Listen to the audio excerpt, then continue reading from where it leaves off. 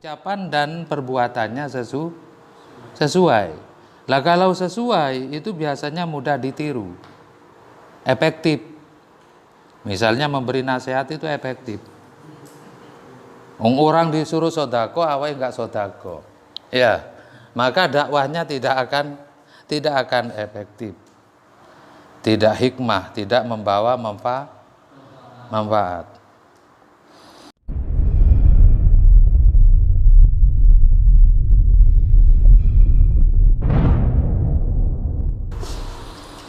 Bismillahirrahmanirrahim. Qala al-musannif rahimahullahu ta'ala wa nafa'ana bi wa amadana bi asrarihi aman biyadihi maqalidu kullil khairi. Ya Fattah ya Alim, ya Fattah ya Alim, ya Fattah ya Alim, iftah alaina fatan qaribah. An Jarir bin Abdillah, ini ya, iku tetap dan diwayatakan saking sahabat Jarir bin Abdillah Al-Bujaili radhiya muga-muga ngridani sapa Allah anu hali saking Jarir. Kala dawu sapa Jarir ko bayatu ing dawu bayatu janji sapa ingsun Rasulullah ing Kanjeng Nabi Muhammad sallallahu alaihi wasallam ala iqamis sholati, janji ing atase ngedegaken salat,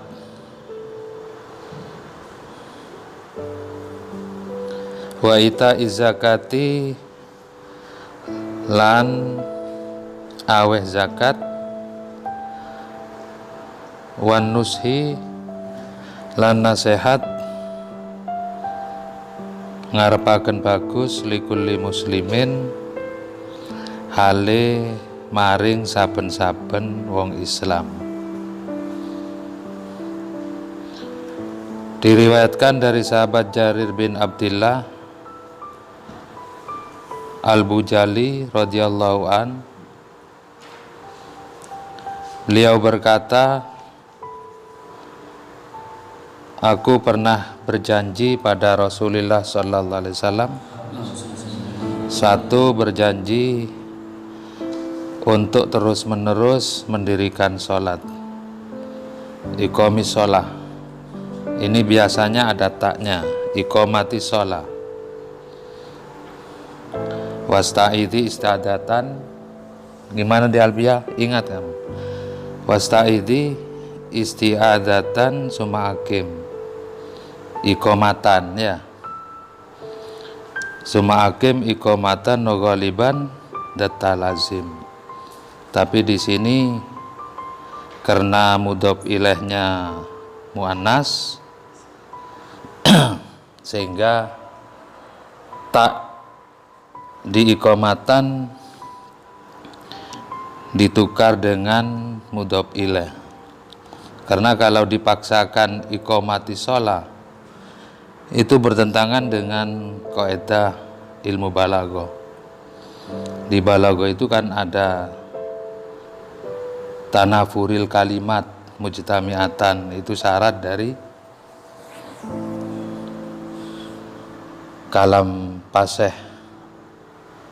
Kalau iqamati sholah berarti ada dua tak yang berulang-ulang dalam satu kalam, itu secara ilmu sastra tidak baik.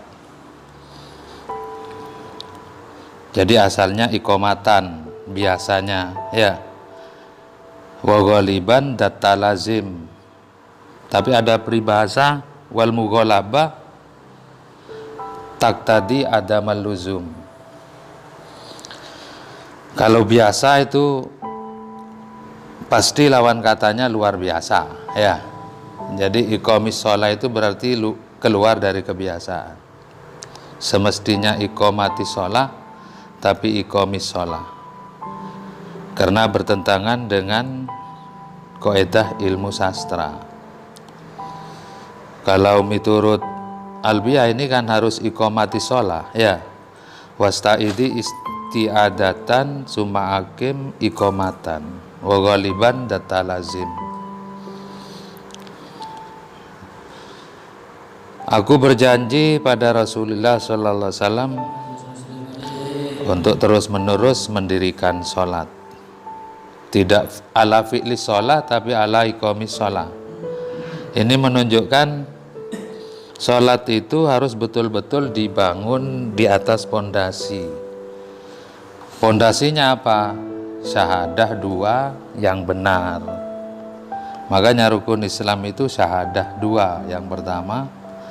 Kemudian yang kedua adalah mendirikan sholat, tidak melakukan sholat. Kalau melakukan itu tidak harus di benda lain.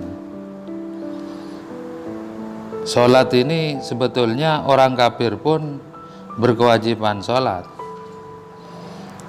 tapi mereka sholat tidak sah karena tidak ada pondasinya, yaitu dua kalimat syahadah. Makanya bahasanya ala iqamati sholat. Kalau dalam Al-Quran akimis sholat lidzikri, dirikanlah sholat untuk mengingat aku, kata Allah Subhanahu wa taala. Nah, kata-kata mendirikan sholat itu harus ada di atas pondasi dua kalimat syahadah. Begitu. Kemudian yang kedua, aku berjanji pada Rasulullah sallallahu alaihi wasallam untuk selalu mengeluarkan zakat apabila sudah berkewajiban, yaitu memiliki harta 1 nisab dan masanya 1 tahun. Kemudian yang nomor 3, aku berjanji atas Rasulullah sallallahu alaihi wasallam untuk selalu mengharapkan baik untuk tiap-tiap orang muslim. Artinya saling mengingatkan apabila di antara umat Islam ini ada di posisi kesalahan. Tugas yang lain adalah memberikan nasihat. Ini tugas mulia orang Islam. Makanya dalam surat Al-Asri itu, wal asri innal insana lafi husrin, demi masa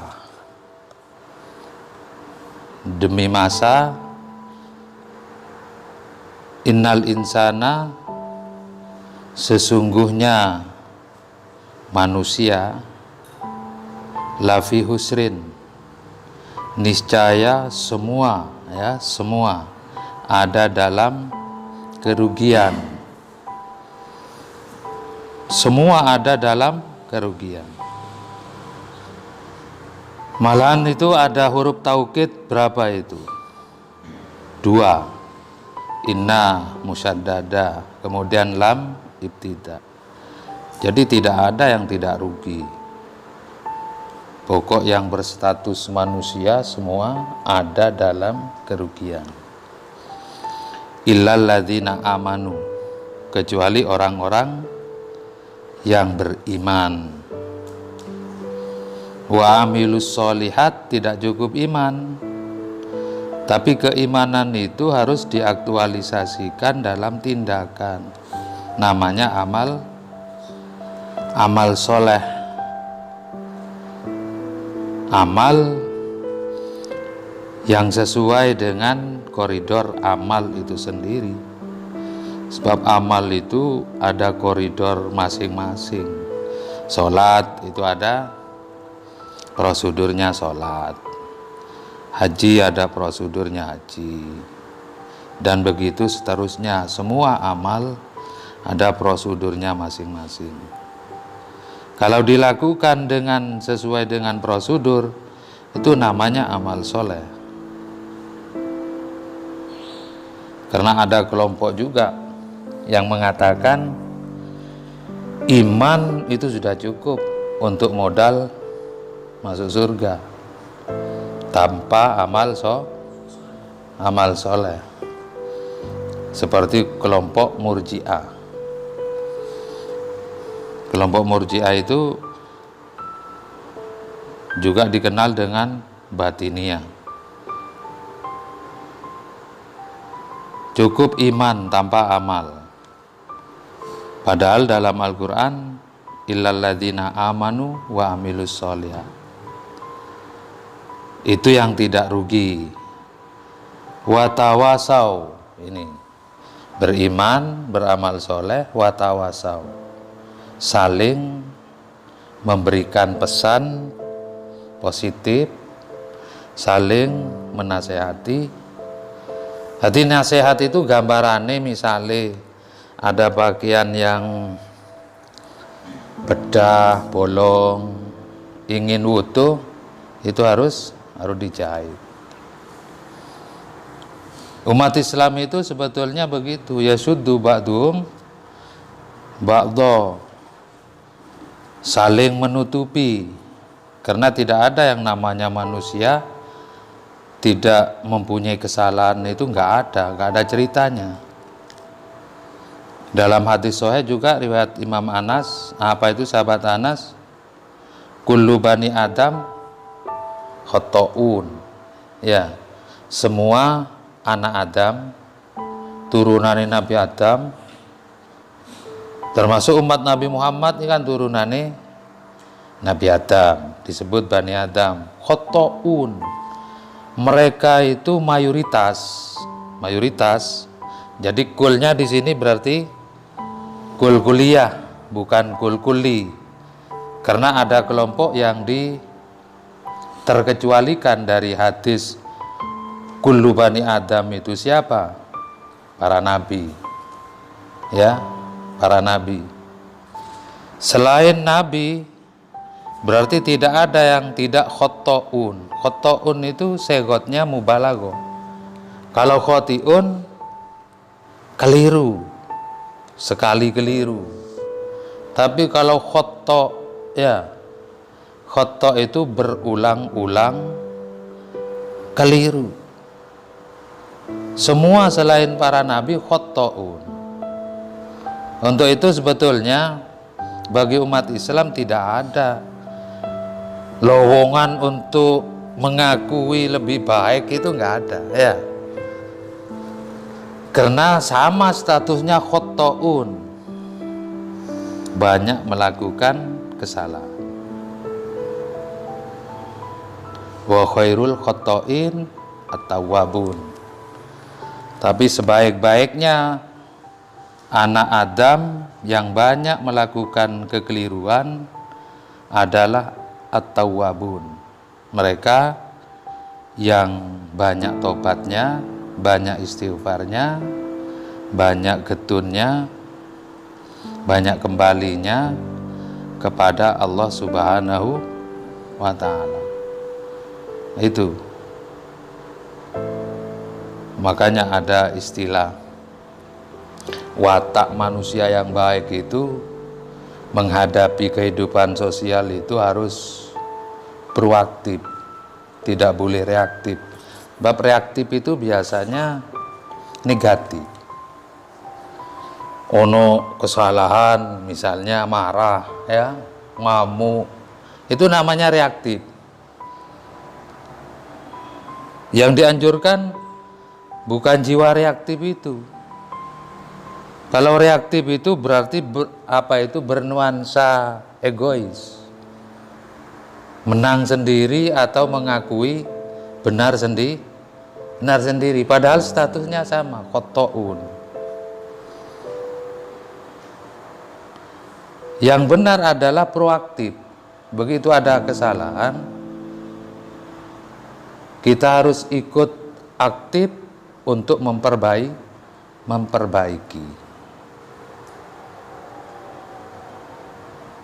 Soalnya sekarang juga banyak dai itu, kalau saya pikir jiwanya reaktif, ya, Begitu ada kesalahan, apalagi pemerintahan kadang yang banyak digasak itu ya.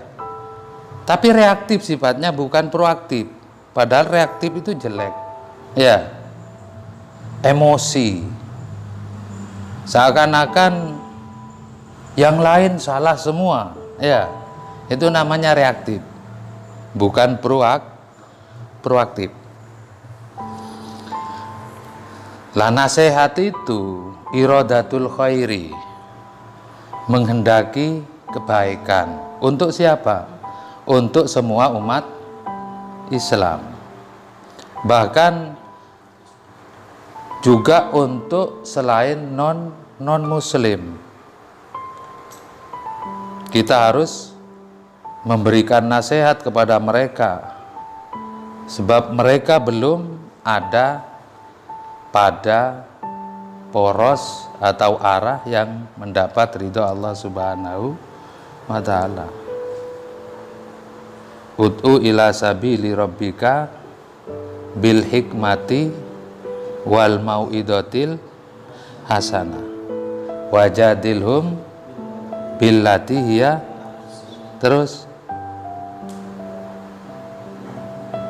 Terusannya gimana?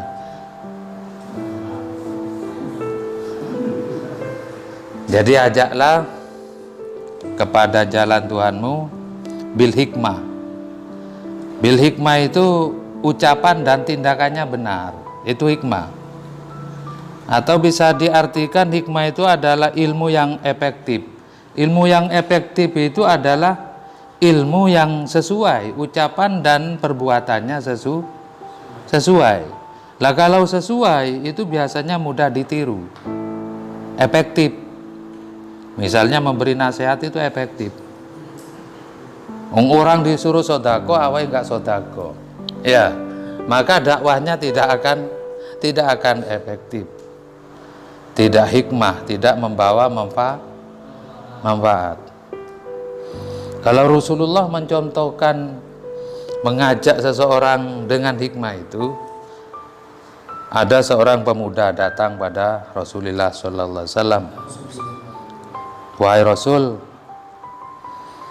ajaran Islam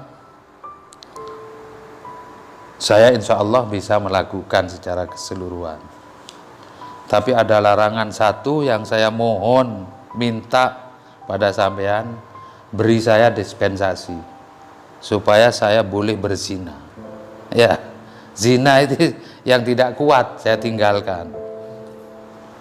Zina itu kan biasanya lebih enak daripada yang resmi, ya.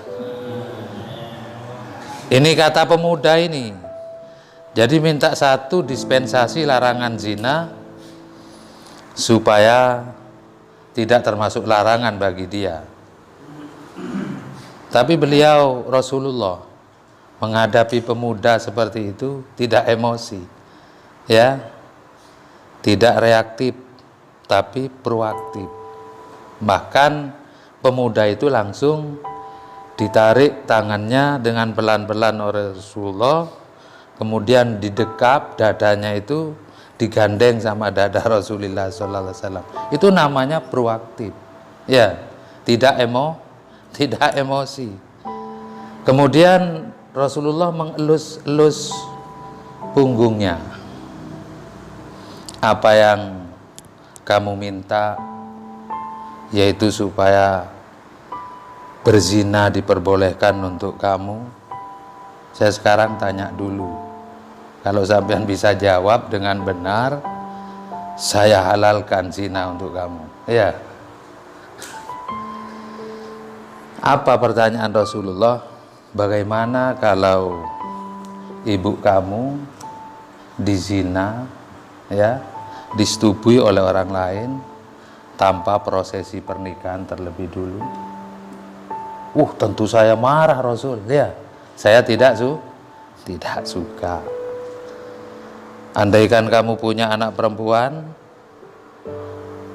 kemudian anak perempuan kamu dizina oleh orang lain, apa kamu senang? Tidak senang, wah Rasul, ya. Terus ditanya, diurut sama Rasulullah sampai pada saudara perempuannya.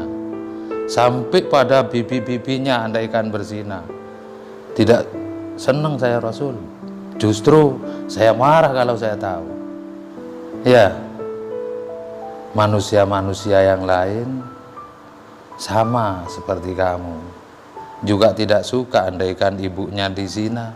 Ya, andaikan anak perempuannya dizina orang, saudara perempuannya dizina orang. Nah, dengan proaktif Rasulullah seperti itu, karena nasihatnya penuh dengan hikmah tadi, akhirnya dia nangis. Ya, minta ampun kepada Rasulullah. Mulai saat ini perbuatan larangan yang paling saya benci adalah berzina. Itulah cara Rasulullah memberikan nasihat. Sayyidina Hasan dan Sayyidina Husain juga di masjid menemukan seorang pemuda berwudu, dan wudunya itu tidak tepat sama sekali dengan prosedur wudu. Ya, dengan syariat wudu nggak tepat. Tapi Sayyidina Hasan dan Sayyidina Husain tidak langsung menegur dia, tidak reaktif. Ya, tidak tapi justru proaktif. Bagaimana laki-laki itu menjadi orang baik dan cara wudunya benar dan baik. Akhirnya Sayyidina Hasan dan Sayyidina Husain membuat sandiwara. Kata Sayyidina Hasan, Sayyidina Husain wudunya tadi nggak benar sampean, tidak seperti wudhu yang diajarkan Rasulullah. Kata Sayyidina Hasan. Sayyidina Husain menuduh Sayyidina Hasan wudhu tidak benar, tidak seperti wudhu yang diajarkan Rasulullah Sallallahu Alaihi Wasallam. Akhirnya pemuda yang wudhunya tidak benar itu dipanggil untuk dijadikan hakim. Ya, sampai tak dadekno hakim, iku aku tukaran nabe Sayyidina Hasan, kata Sayyidina Husain. Karena Sayyidina Husain, oh iya sampean dadi hakimnya, saya sekarang mau wudhu. Jadi Sayyidina Hasan dan Sayyidina Husain kemudian berwudhu bersama-sama di jeding itu dengan cara yang benar, dengan cara yang baik. Setelah wudhu, gimana? Wahai pemuda, siapa yang salah wudhunya? Kedua-duanya wudhunya benar. Ya, kalau begitu wudhu saya tadi yang tidak benar. Itu namanya mengajak orang dengan hikmah, memberi nasihat orang dengan hati, tidak dengan cara reaktif, tapi dengan cara proaktif. Karena nasihat itu iradatul khairi, menghendaki kebaikan. Nasihat kok menyalah-nyalahkan orang, kok nuduh-nuduh orang, itu namanya reaktif. Sifat yang jelek, tidak dianjurkan dalam Islam. Seakan-akan hanya dia yang benar, yang lain semua salah. Kalau proaktif itu, kalau bisa yang nasihat itu ngaku salah. Ya sampean coba perasaan kamu sendiri, psikologi kamu. Umpama dikerasi, kamu itu makin lunak apa makin marah? Makin marah malahan ya. Nah itu. Jadi bil hikmah itu seperti itu. Karena tidak ada yang namanya anak Adam tidak punya kullu bani Adam khotoun. Berarti statusnya sama. Banyak melakukan kesalahan.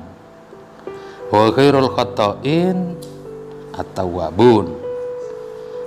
Jadi nasihat likulli muslimin, bahkan untuk non muslim, bagi orang-orang kafir, itu caranya ya begitu, harus merasuk pada perasaan mereka, jangan mereka dianggap musuh. Ya, kafir-kafir zimmi, Kalau di Indonesia itu sebetulnya kafir dhimmi ya bukan, kafir harbi bukan, kafir muahad bukan, ya. Jadi lek dicocokno ambek kaidah di kitab di Indonesia itu non muslim, ya. Jadi dhimmi bukan, harbi bukan, muahad bukan, non muslim, ya. Karena tidak ada takrif kafir 4 macam itu di Indonesia, tidak ada.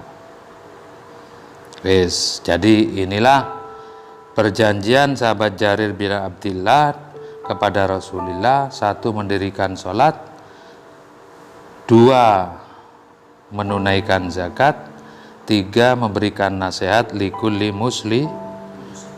muslimin. Watawasau bil haq watawasau bis sabar.